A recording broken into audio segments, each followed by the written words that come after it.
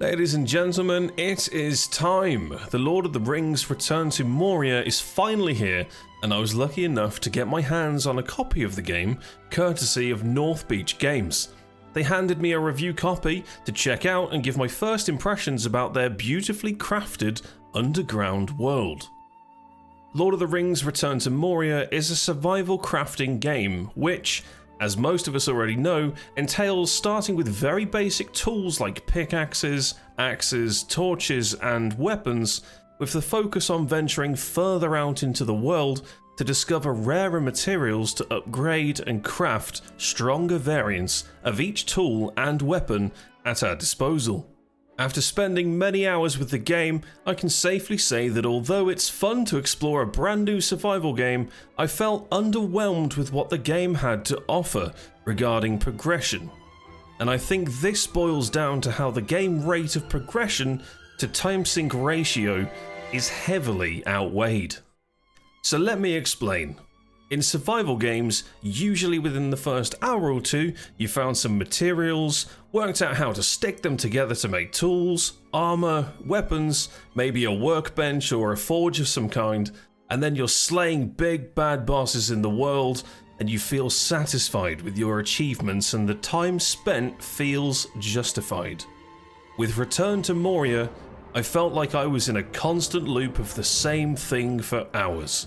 Tunneling through very pitifully small corridors to find the next square room, to then press E on the floor everywhere I go, and then running out of consumables, or the lack of, in order to stay alive and explore further.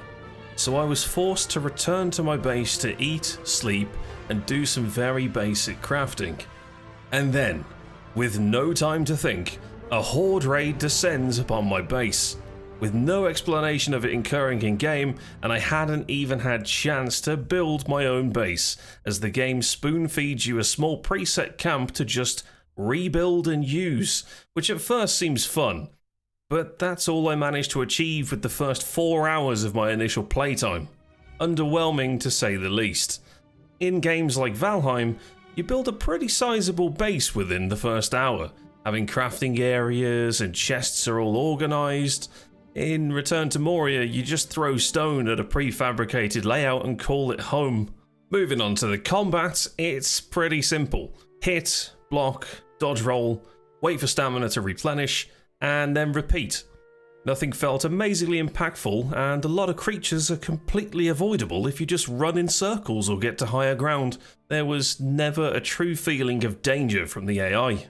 In my opinion, Return to Moria takes the already well-established survival crafting mechanics from the genre and tries to blend in Lord of the Rings lore in its own way, to make the game feel, I suppose, more of an RPG, but it's not. I did enjoy my time with the game, but I am left feeling rather empty.